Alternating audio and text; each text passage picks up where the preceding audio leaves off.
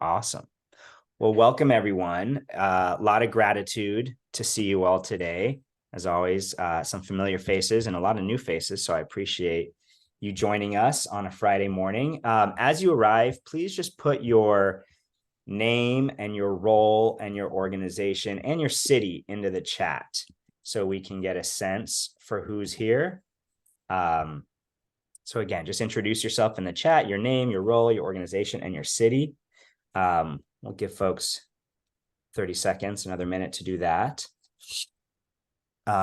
Really grateful to have folks here in the new year amidst a world that is on fire. But what a great opportunity to talk about board governance and leadership. So I just want to actually start, as I usually do, with just a moment of silence for the violence and the lost lives now in Israel and Gaza, West Bank, and the wider Middle East.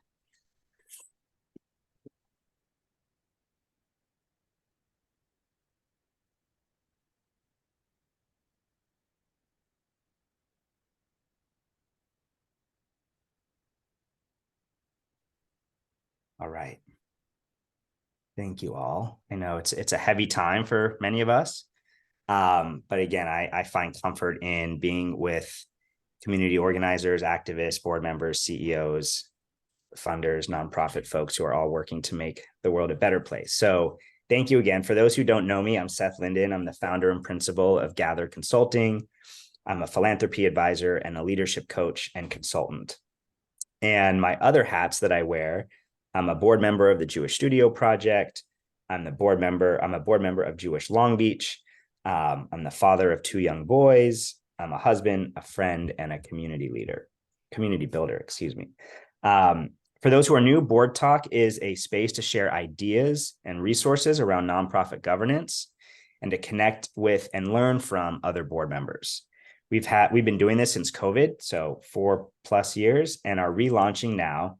I've learned from experience and from others that boards are a microcosm of community, and they are a cohort, and they really can be a staple of democracy.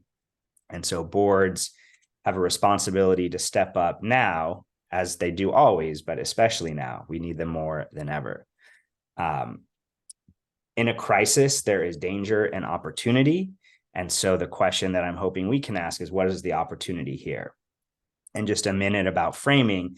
This is not education or advocacy about Israel or Palestine, around Hamas or Gaza or anything like that. What this is education and advocacy for effective governance, for good decision-making, and strong leadership models, policies, and values. We are really lucky to have Rachel Sumekh and Libby Jacobson with us today. So thank you. We'll do some intros real shortly. But before, for those who have been here before, I like to do a quick 5-minute breakout where we just chat. We meet someone else on the Zoom screen and get to know them for 5 minutes. The questions, there's no prompt, but if you are so inclined that you want a prompt or that it would be helpful to have a prompt, I'll put it in the chat. And that really is just to say, how are you doing as a human? And how are you doing as a nonprofit leader? So you can say hi, introduce yourself again, why you're here, what you hope to learn. Do all of that in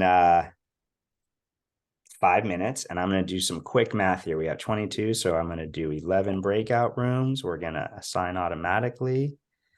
Okay. I'm going to let you go. Oh, do you have a question? No. No? Okay. See you in 5 minutes.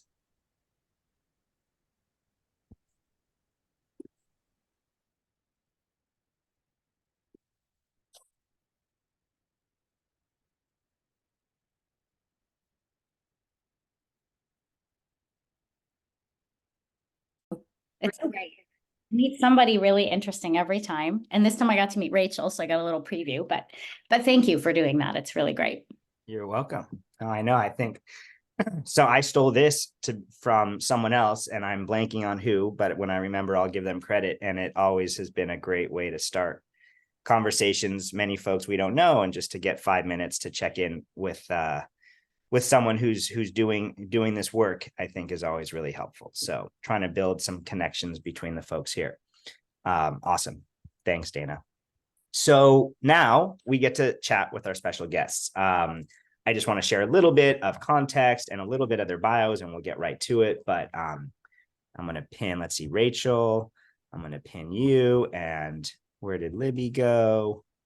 There we go, Libby. I'm going to pin Libby. So I'm super grateful to you both. I'm going to start with Rachel. I'm grateful for your devotion to hunger, to fighting hunger and poverty, your overall leadership in the sector. I met Rachel somewhat recently through JFN, Jewish Funders Network related work, and some cohort-based related work. I'm really grateful that you've chosen to be here today. So thank you, Rachel. And Libby, I even more recently just got to know you. I'm really grateful for your devotion to fighting hunger and being an advocate of women's rights. Again, I just met Libby through Rachel, and just grateful that you've chosen to be here today. So thank you. These two women are both incredibly smart, successful, visionary leaders with intersectional histories and identities, and with vast experience working on boards and for boards through COVID, through social justice movements within and outside the Jewish community, progressive movements, DEI spaces and places, and now pre and post October 7th. So we're very lucky to have you today, honored to be in conversation and in community with you. The way this is going to work is I'm just going to pose a few questions to them. We'll engage in a little bit of conversation for maybe 15, 20 minutes, and then we're going to open it up to the guests here on the Zoom room. So does that sound good to folks? Awesome. For those who are new, I'm going to do this. I usually don't read bios, but both of your bios are so impressive. I'm just going to read a few little lines and then we'll dive in. So Rachel Sumekh is a strategist and social impact consultant with RNS Impact. For over 10 years, she served as the CEO and founder of Swipe Out Hunger. The organization is the leading nonprofit in addressing hunger amongst college students. Swipe Out Hunger has been recognized by the Obama White House and landed Rachel on the Forbes 30 Under 30 list. Swipe Out Hunger, began in 2010 with a few friends at UCLA. And since its network has grown to over 750 universities serving millions of nourishing meals. The organization's innovative approach allows university students to donate unused funds from their meal plans to food insecure peers. In 2021, Swipe merged with the College and University Food Bank Alliance, becoming the home for the food pantry movement. Rachel wrote the Hunger Free Campus Act, which has been passed in California and 8 other states, sending over $100 million to anti-hunger programs on campus. Rachel serves on the board of the LA Community College Foundation, formerly an ECAR board member, and is a graduate of UCLA. She's the proud daughter of Iranian Jewish immigrants. Thanks, Rachel. And Libby Jacobson is a business development and strategy consultant for impact enterprises in the greater LA area. Her background includes 13 years on Wall Street. While raising her 4 children, she spent many years volunteering. It was then that she realized she needed to create sustainable solutions for issues affecting her global and local communities. Addressing homelessness has been her passion and priority. She earned an MBA from UT Austin and an MS in social entrepreneurship from USC. Libby is a seasoned board leader, having recently served as chair advisory board for the Social Enterprise Lab at USC and remains chair emeritus for Swipe Out Hunger. She currently serves on the board of directors at Downtown Women's Center, where she's the chair of the Social Enterprise Committee. Libby seeks to bring innovative ideas or innovation to the nonprofit community by tapping into her empathy for those she serves and combining it with firm business acumen. She has a deep commitment to ensuring that every organization she works with fully represents the communities they serve. Whew, that's some impressive bios. All right, so Rachel, let's just start with you. Can you give a little bit of background on Swipe Out Hunger? Is there anything that you want to add, and maybe to talk a little bit about your working relationship with Libby as your board chair? Thank you so much, Seth, and everyone for opening up the space for what I hope is a really exciting and engaging conversation. In addition to what you shared about Swipe, I'll say that we really began as much of a startup as you can, in the sense that we understood that the issue we were solving, which is college student hunger, which impacts 1 out of 3 college students regularly skip meals. So these are the same students that from kindergarten through 12th grade were getting their meals for free from school. I was one of those kids. What happens when you get to college? Those meals are gone, you have loans, and food is a big reason why students consider themselves as potential dropouts. So we began knowing that the issue was going to change regularly. And when I met Libby, she took us way more seriously than I think I was taking us. And so a reason why I'm excited to be on this BoardTalk conversation is the power of a board member who sees what you're doing as a founder or as a team as something worthy of a strong strategic plan, worthy of strong fundraising, worthy of a very serious board, transforms what's possible. So Libby is my like builder in building the infrastructure that let us become the organization we are today. About a year and a half ago, I transitioned out as CEO. We have our amazing new executive director, Jamie Hansen, on the line. And I hope that the legacy of the organization, which has only grown, we were at 400 campuses when I left, we're at 750. We've added team members, our budget is strong. So if you have questions about building and transitioning out of a sustainable nonprofit, happy to chat more. Thanks, Rachel. Yeah, Libby, do you want to add anything to that? Absolutely. I think what Rachel, thanks so much for the acknowledgement and support. And I did take what we did seriously. And I think that one of the important things that Rachel and I had was a great working relationship and a great communications. We had established weekly chats, even when we didn't really have anything to talk about, there was always something to do.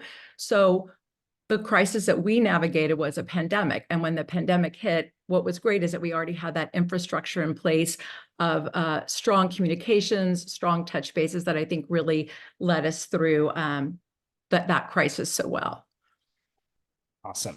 Can you talk a little bit about the leadership transitions and kind of lessons learned, especially with succession planning, you know, what you did before, during, and after? I think a lot of folks, that tends to be, even without a crisis, I mean, that can become a crisis, but even without a crisis, leadership transitions are challenging. Any thoughts to share there? The first thing I'll say is I had an executive coach I was having a conversation with, and I was having a lot of guilt over the thought of leaving my organization. I'd spent 13 years building Swipe. And she said, Dianu, it was around Passover. She's like, who could expect you to give anything more than what you've already given? Because I was feeling like people are going to think, I don't think this is important. I brought them in and now I'm leaving. What's going to happen? And she's like, Dianu, who's going to say that you should do anything more? And so it's, yeah, Dianu means enough. Thank you. Dianu means like, khalas, like that's enough. And that was very liberating for me. So then I was in the right headspace. I was no longer trying to hold on to anything. I was really just trying to build it to be very successful. So get your CEO, an executive coach to start with, or your board chair, a coach to start with. And then from there, I called Libby, and Libby also was so proud and excited and received my news so beautifully, which speaks to having people on your board who are, I think this is going to be the theme of this conversation, have people on your board who center the mission as their #1 priority. And of course, the people as well, but Libby receiving that news, communicating that to our board. We actually had an 8-month period between when I told the board and when I left. Traditional consultants will say no more than 3 months of a transition time. I thought this was appropriate for us, give us time to start the search, give us time to communicate with our team, having been on the board, having been leading the organization for a long time. And just one other point I'll make, there's so much transition, but I also left at an organizational high. We had very strong reserves. We had strong senior leadership. We had the organization, we had just gone through a merger the year before. There was still a lot to figure out, but it wasn't like I was kicked out. It wasn't that there was a financial challenge. It wasn't that a board voted me out. I left at a time of stability for the organization, which made the transition, which is very hard, a little bit easier for the new CEO. Thanks, Rachel. Super helpful. And just from a board chair transition, I also recently transitioned off, and you know, my whole ethos was also this founder ethos that I got from Rachel, and building the organization and professionalizing our board. And then, as always, there's a time for folks to step down. And we really had a question as to what made sense next as a board chair. Was it someone that was focused on the organization, or someone that was really entrenched in the mission and doing the work that coordinates with our mission base? And at that moment, it was a transition, and it felt right to go with someone who had that the mission-based experience. So really excited that that's worked out so well for us. That's great. And the new ED is on the call, right? And So Jamie, hi, big shout out. Jamie. Maybe Jamie will ask how it was for you when we get to the Q&A. Libby, to stick with you for a sec, can you talk about how board service in general fits into your work and leadership? Absolutely, absolutely. Well, I think the best example to give is my experience at Downtown Women's Center. So I'm currently serving the board of that organization, which serves specifically women who are experiencing homelessness on Skid Row and in LA. And I first came to the organization as a consultant for their social enterprise. And from that, got to know the people, the work they were doing, and eventually grew to be a part of the board. And so for me, it was a very organic movement from what I was doing professionally into board service. So that was a really, really great way to be able to become a part of a board. Thanks, Libby. Yeah. Rachel, any thoughts on kind of how you see board service and your leadership growth or your leadership journey? I'll just share this one piece that I shared with a funder yesterday. I just joined the board of the Los Angeles Community College Foundation. It's the largest community college district in the country. And I think I'm the first Jew, the only Jew as of now on the board. And there's something that feels very important to my board service. I was on the board of my synagogue car for several years, but to be able to bring my values into spaces. So I think that there's something to be said about leadership in the Jewish community, outside the Jewish community. That's great. Thank you. All right, I love this question. And then maybe after this, we'll pause to see if there's some folks who want to add anything. But we're in the middle of a war. We're in the middle of multiple crises. And both of your work centers on something adjacent to, right? Rachel, your work now kind of running this poverty initiative through Jewish Funders Network, Libby being on the board of Downtown Women's Center, the chair of Downtown Women's Center. So I'm curious how this crisis, what's been hardest about navigating this crisis, a war, for you? How does that show up in the poverty space? How does that show up in women's rights spaces? Yeah, thanks for that question, Seth. For me, I'll start with a personal connect. I was not raised Jewish, and I am raising a Jewish family. And in October, we had a lot of family conversations, and it was hard for me sometimes because I said, "Oh, I don't know if I have an opinion. I don't, let's talk about this." Not that I don't have an opinion. I almost didn't feel like I had the right to have an opinion. So let's take this now to my board space, where again we're fighting homelessness. Are our participants, is our board directly engaged? Hell yeah, there is a war going on in the world, and we have to be engaged. But what's important is that I felt creating the spaces to have conversations with my family, and then taking that into the boardroom and having those conversations and engaging where appropriate, and educating is very, very important. So I would say creating that space in your boardroom to have those conversations. Thanks, Libby. Yeah. And I'll share one of my big focus is I spend about half my time working on the issue of Jewish poverty, taking my expertise as a poverty expert and working within the Jewish community to raise attention and funds for how many individuals in the Jewish community are financially vulnerable.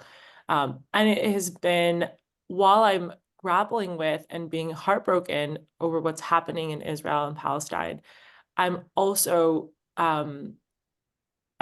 wondering what will happen to all the work that needs to happen. This is me being very honest. We have no time. So I'm like removing the fluff. You all know I'm a very heart-centered human. But to just talk about the fact that people are still hungry. People are still experiencing divorce. People are still trying to figure out how to send their kids to school. and that all of the work that we had slated over the past few months has been put on pause, and funders have not been interested in talking about. Many have continued to support the work, but the advancement of work, especially poverty, which is advancing very quickly with inflation, has been put on the back burner. And so my question, as a person who spends their time talking about poverty in the Jewish community, as maybe others in the room who talk about other issues that are domestic, there's been an open question of at what point and how do we continue to advance our work beyond just sustaining it. And what I'm getting is that people are ready to go back soon. We're hosting convenings and people are saying, yes, we want to come talk about other things. And we see the correlation between a strong US Jewish community and people's affinity and connection to what's happening abroad. So it's heartening to know that people and funders are starting to expand the conversation again. Yeah, thanks, Rachel. I'll lift up. There was an article in E-Jewish Philanthropy a month or two ago, Barry Feinstein of the Jim Joseph Foundation, and he lifted up this yes and approach to grant making, that while, you know, certainly lots of money and attention is being diverted toward Israel, that we can't forget all of the hunger, the poverty, the challenges that are facing, you know, whether it's LA or Long Beach or other, you know, communities in the US. And I'll just say, I've been struggling with this idea of glocality, right? How are things globally affecting our work locally? And maybe for another call, yeah, I was just fascinated by how these things are not so separate and not so distinct. Or we can't separate them maybe as easily as we'd like to. All right. Thank you both. I have more questions, but I just want to pause to see, and maybe I'll take the pins off. If there are folks who want to write questions in the chat or raise your hand or even just come off mute. I see Alan raise his hand, and then I see a comment from Dana. So Alan, go for it. Thanks. Thank you. I wanted to ask Libby a question. In your comments, Libby, you mentioned professionalizing your board. I'm curious as to what did that entail? Where was it the board originally? What was your goal? You know, how did you achieve it, or are you still working on that? Well, I think you're always working on your board, first of all.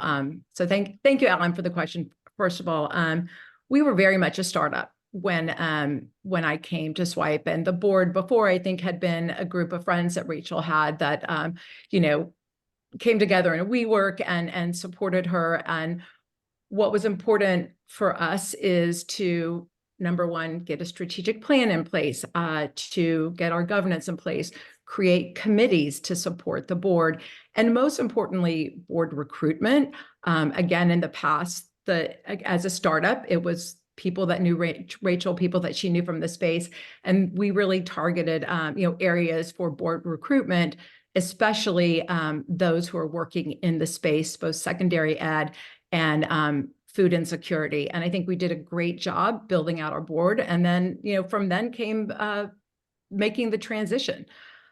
So I don't know, Rach, do you have anything to add to that? I think that was very well said. The piece, there was two things. One is we had a funder who's like, I'm only going to give you this next year grant if you have a strategic plan and you add 2 people to your board, which were actually really important, like, pressure points for us. And then I think Libby's ability to take the mic from me. I used to lead meetings and their presentations, and then her coming in and building committees, her leading the board shifted the energy. So like getting that engagement, which goes to having the right people who want to engage. Thanks, Rachel. Thank you both. Thanks, Alan, for the question. Dana, do you want to share any more about your comment or expand on it? Yeah, I'm happy to, and you'll tell me if it's taking us off track. But I really appreciated, Rachel, the way you just led into the comments that you made about the importance of poverty by saying, I'm going to cut through the fluff, and you all know I'm a heart-centered leader. I think that's what our board members are struggling with. They don't know how to talk to people about the importance of giving money for Jewish education without seeming like they're focused on the wrong things or making light of what feels like, you know, if I'm not talking about Israel, I'm irrelevant. It seems so trivial to be talking about Jewish education. So I wonder if either of you have thoughts about that. I mean, the way that I've done this in the past with navigating sticky situations is I like would write out everything I need to say and then boil it down to as few bullet points as possible. So you like say the like 2 or 3 sentences that capture that you care, that you share that person's values, and then lead into what you're gonna say. You can even like close it there, but yeah, it's very scary. It feels like you're constantly on trial of how much do you care, and we all care. Like we wouldn't be in the nonprofit space and in the Jewish nonprofit space. It doesn't pay well enough to stay here unless you care, right? And so, we are all so afraid of being judged for that, but like communicating it and then moving on, honestly. Thanks, Rachel. Thanks, Dana, for your comment. Rachel Court. Hi, hello. There's always lots of Rachels where I am, which is great. So the question that I have is that I've heard you both speak to how the board staff partnership is really critical in governing through times of crisis and really being aligned and in lockstep. But I'm wondering if either of you have ever experienced a time when the board and the leadership aren't aligned, or part of the board is aligned but the other part isn't, and that's actually like the crisis or part of the crisis. Well, I'll just say that I'm so honored that 2 of our former staff members, former and current Marissa and Josh, who were founding really instrumental parts of our team, are also here, which speaks to the role of staff and board relationships. I'll maybe speak to a different board that I was on, and I would recommend maybe calling Melissa Balaban, unless you already have. But I mean, at ICAR, for instance, there's been a year's ongoing conversation around, do we get rid of our dues? And it was very controversial. We had board members who were like legacy founding board members, like transition off the board because of a deep disagreement over the culture and the ethos of what the board and the organization could be. And so I just know that it's very difficult, and the goal is always to mitigate the harm, and communication was essential. But yeah, I don't have enough. I can imagine what it's like being on the Mishkan board right now, and I feel like I'm not qualified. I don't know if you have, Libby. I think you hit it. Yeah. Thanks, Rach. I would add just real quick before pass it to Jennifer, a comment around when they're not aligned. If, you know, in the couple boards that I sit on, is the more that those misalignments can be discussed offline, like in a one-on-one conversation. I shared this the other day with a coaching client. There's, you know, in all my work as a teacher I ran a nonprofit and then worked at a foundation, it's all just relationships. And so relationships are at the core of how we move things forward and how we align on ideas. And so if and when there is misalignment, you know, the best way to get aligned is, you know, grab a coffee, grab a drink, go on a walk, and see if a one-on-one conversation can't move things forward. Okay, Jennifer, thank you. Yeah, thank you. I've had a question about supporting staff and how boards can do that during hard times like this. It's one of the things I've noticed at our organization, particularly with our Jewish staff members right now, that they just seem really overwhelmed, extra tired, burnout, walking around in the world, you know, with their own grief at the same time that as they're reaching out to other faith, they do a lot of reaching out to other faith leaders, and they're not quite sure like how people are going to respond and who's on what side and all of that. And I think it's just really exhausting. So I'm just wondering things that you all have done to support staff during these times. So I'll speak first. Well, for the current crisis, I've felt that having working relationships with the staff already, where we're friendly and I have their cell phone numbers and it's okay to text them, makes it much, so establishing the relationships beforehand and having those is very important. So then I reached out to Josh and said, how are you doing? Even though I wasn't on the board anymore, because I felt that, you know, he needed that attention. So just having the personal connect, establishing the relationships ahead of time with staff puts you in a good stead to be able to reach out and to support them. Rach, I mean, I'll just pull from that example, like who is the person that reaches out matters, like Libby who's Jewish and Josh who's Jewish, and making sure that there's someone who reaches out is a person that that staff member knows, understands the difficulty of the situation, right? So like, it doesn't always have to be you or the board chair, but like who is the right person to reach out, or advisory person. If no one on the board happens to be Jewish. I know at Clue, obviously, there are people who are Jewish. And yeah, I mean, pulling from other crises. One time we had a huge staff division over something I chose to do. I went on a reality TV show, and there was a member of our staff who was so deeply upset by this that was very, very upset by this.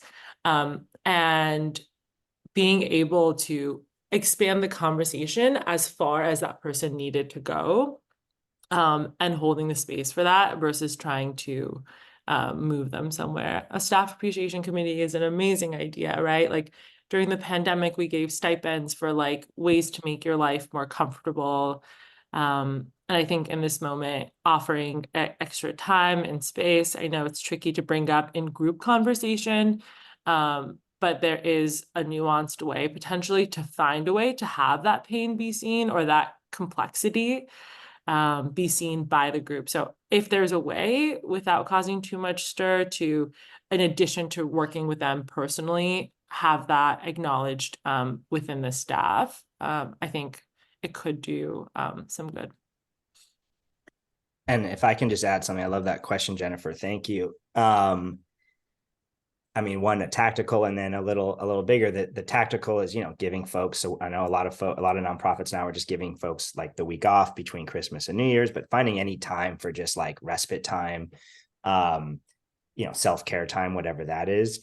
I think a little richer, and another step and more effortful is just having open space for folks who are struggling, Jewish or not, with the war, and having, and we did this at Jewish Studio Project, which is a kind of creative way to tap into your Judaism, and it uses kind of your creativity as to process.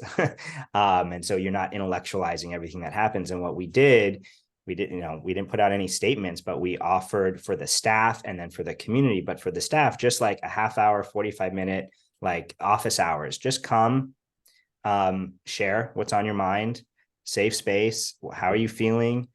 Angry, sad, grief, loneliness. And not everyone showed up, but it was a handful of folks, and it just started a little dialogue. We're now thinking of how do we continue that, but I think just showing that it's on our minds. We're providing a space for folks so they don't have to feel alone. We're not going to shame them for any opinion or feeling that they have. That has made our JSP board feel really, really supportive of the staff. All right, I hear that's felt really supportive of the staff. And a +1 to what Rachel just put in the chat, Jewish Human Service Agencies, I know Susie is on the call, have been huge resources for Jewish staff during this time as well.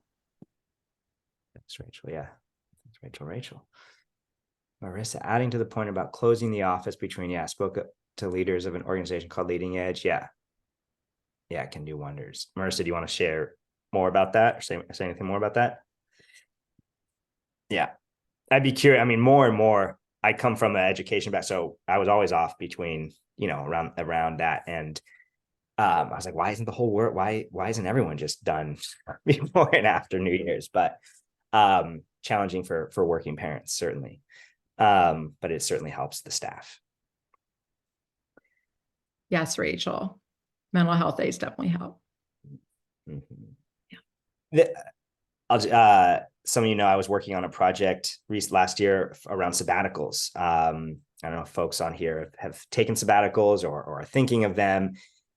In addition to 2-3 months off from your work, what I learned, organizations are doing all sorts of things: 4-day work weeks, summer Fridays, Again, all these kind of mental health or self-care days. Yeah, there are lots of new ways, especially now that many folks are working from home, that we can rethink the work environment, how much we ask of our staff, and how the board and the CEO can kind of be aligned on that. Kind of slow the grind down. Yeah. One of the questions I was possibly going to ask the group is around how you've been creating space for conversation amongst like staff and board, maybe to your question earlier, Rachel, around yeah, like not, maybe I'll bring the question actually a little bit smaller. But yeah, like, no, actually, I'm not going to ask the question. I take it back. I'd rather talk about, yeah, anything else that would be helpful to talk about. I was going to plug that there are a lot of wonderful programs that can help board recruitment. I know that Jamie, Josh, what was the name of the program that Swipe recently used for board recruitment? We did a couple. Josh connected us with Booth Alumni Center, and that's Booth University or Booth College at the University of Chicago. Is that right, Josh? So correct me. And then Board Match, which is a nationwide organization, but has a lot of folks in Los Angeles. And we got some incredible board members through it. And we also worked with an amazing hiring firm called Work Renewed and Shalina Broadnax in order to find staff that represented the expertise that we needed and the community that we serve. If you're looking for a recruiter, we highly recommend Shalina. Great. Thank you, Rachel.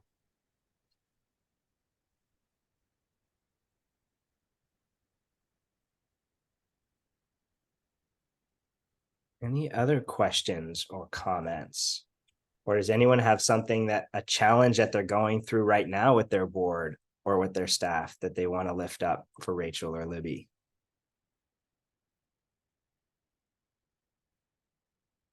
I guess I would ask a kind of a question around making statements around the war. How have people kind of reacted to that, not reacted? You know, I'll leave it at that, because in some areas it's easier, in some areas it's less in my work. I would be interested to know like how people have been reacting to either a donor or a board member saying, we do want a statement, we don't want a statement. That's my question. Thanks, Martine. Libby, maybe I'll jump in. And I got advice from a very smart media friend who has helped me with some of the toughest statements I've had to write.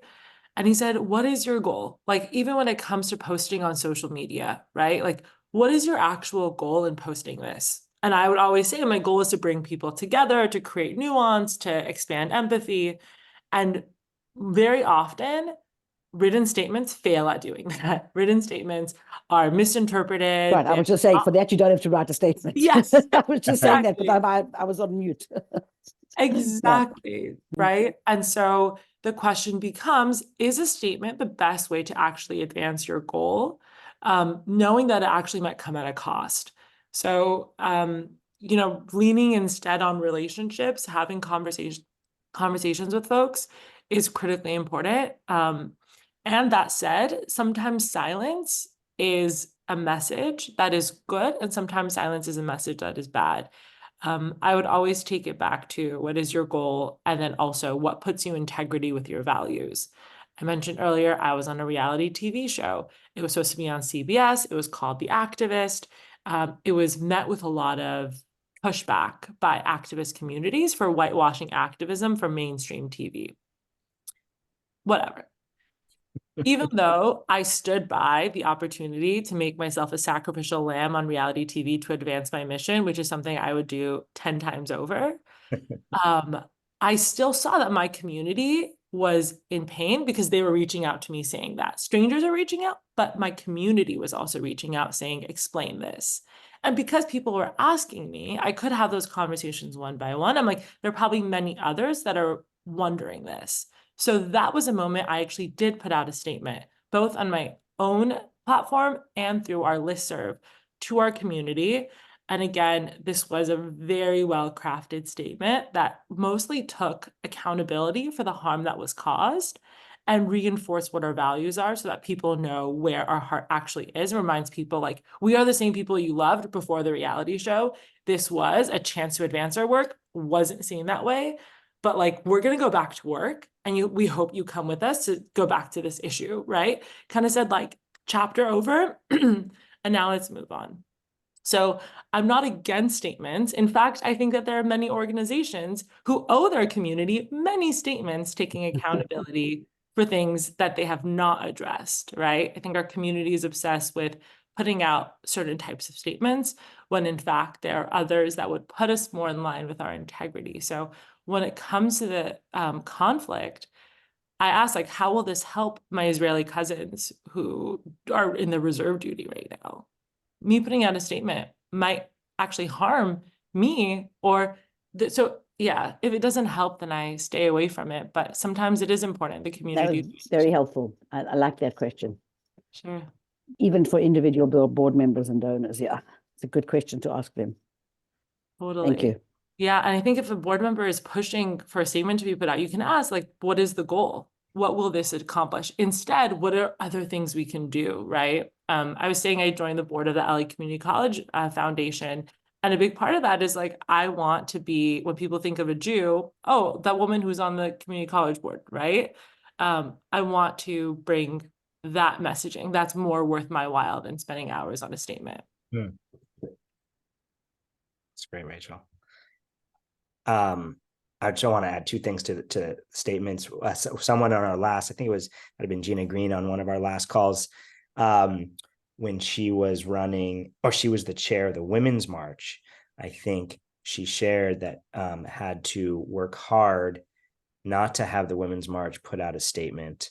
And the message she wrote, she shared was, sometimes silence is strategic because of some of the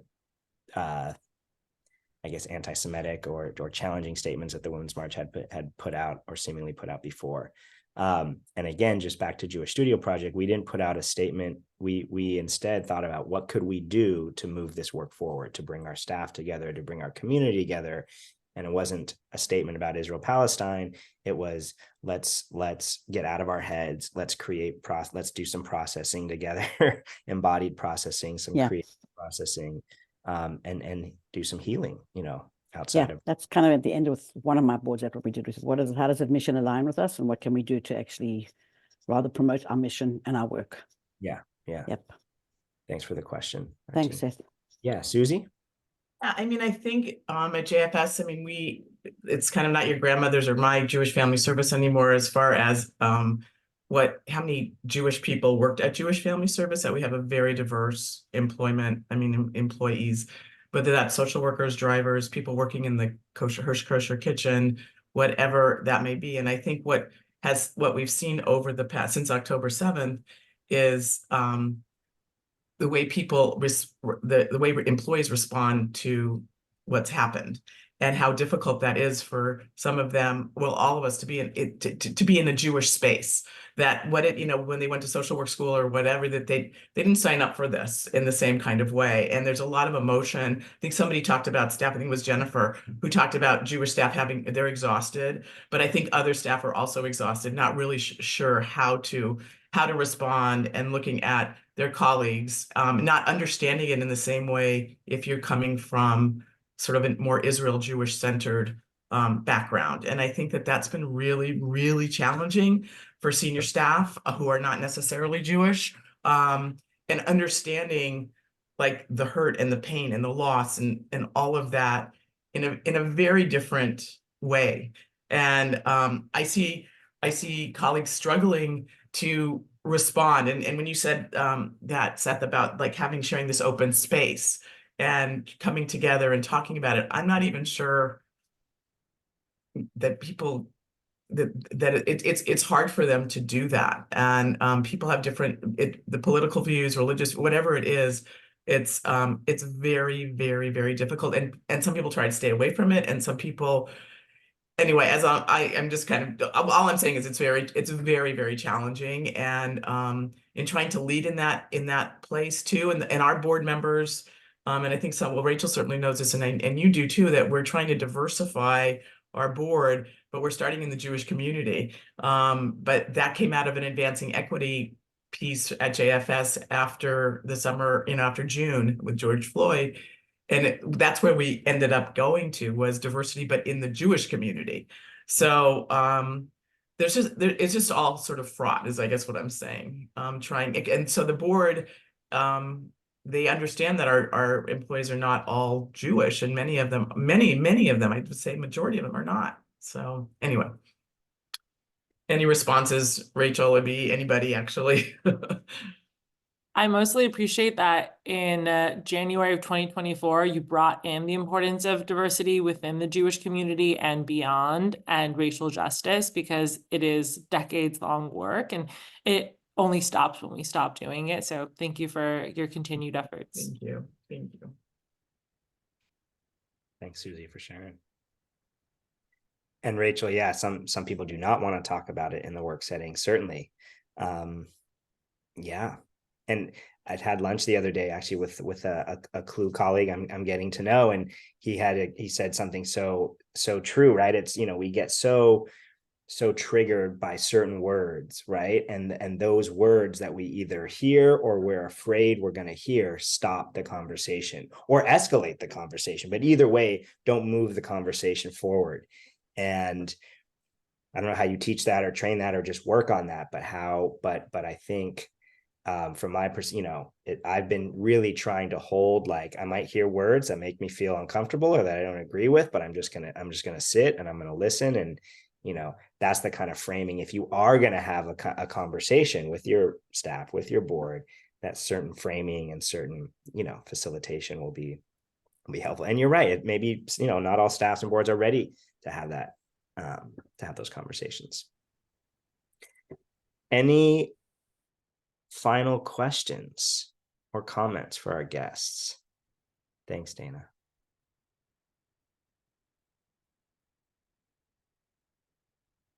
Yeah, Marissa.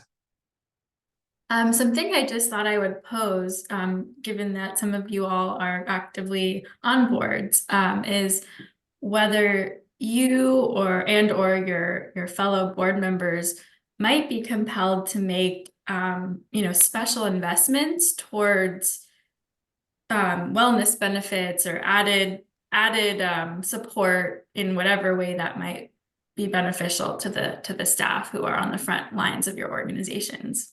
Just food for thought. That's great, Marissa.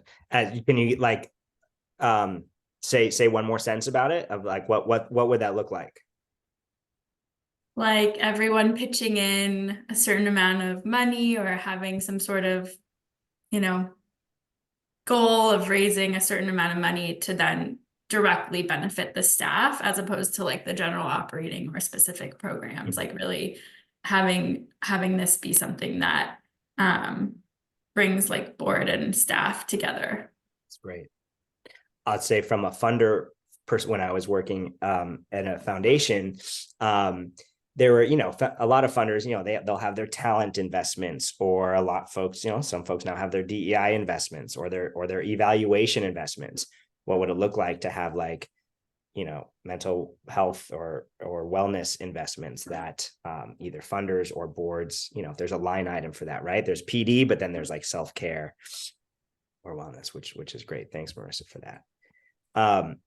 I want to close with one last question to Rachel and Libby, just to share before we head off. It's either you could choose to answer either of these questions, right? But a couple questions we didn't get to that I was curious about is one just around kind of values are guiding your decision making these days. Actually, let's just stick there. When you think of like what values are helping you with recruitment or helping you with other decisions on your board or in your organization, what are some values that you're trying to lift up and stay true to? For me, honesty, integrity, being true to yourself, true to the mission. Thanks, Libby. Yeah, I feel like integrity is like the word that really resonates as well. It doesn't mean you're gonna do everything, but it means you're gonna communicate what's happening and staying in line with people's expectations of you. And I feel like we work a lot with young people on college campuses, and they take that extremely seriously. Like, you could literally come online and be like, oh yeah, I'm sorry that I like forgot to do X, Y, and Z. I fell asleep. And they're like, oh, okay. Like, you just have to explain it and they'll like really understand. So I think a lot of like why that's important has to do with the generation we work with. Thanks, Rachel. Yeah, I'm certainly seeing a lot of generational differences in board work and board, yeah, just kind of how and why they get their work done, why we all get our work done. Thank you all so much. Thank you especially to Libby and to Rachel. I just want to say, and thank you to the 14 of you who stuck around. Really appreciate your time and energy and all the work that you do beyond this hour conversation. I want to let folks know that our next board talk will be March 1st, the first day of Women's History Month. And we have the CEO of NCJW, Sheila Katz, and her board chair, Laura Ginsburg. And I didn't know this. They're the first millennial duo to lead as a CEO and a chair, a Jewish legacy institution. So I'm really excited for that. If you have any recommendations or ideas for people, ideas, topics for Board Talk, please let me know. And until soon, Shabbat Shalom and have a restful weekend. Thanks, everyone. Bye, y'all. Thanks for being here.